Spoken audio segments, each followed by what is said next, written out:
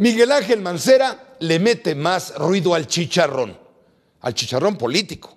El jefe de gobierno de la Ciudad de México se pone el parche antes de que le salga tremendo grano. Recela del bosque electoral y de la maraña que está armando Ricardo Anaya, el panista, para secuestrar la candidatura presidencial del frente opositor.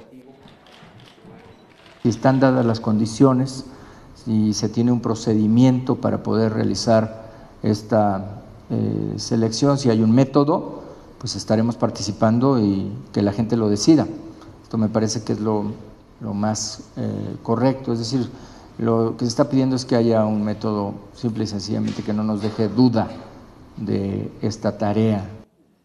Dice Miguel Ángel Mancera que ante la falta de certeza prefiere quedarse al frente de la ciudad más grande del país y una de las mayores del mundo.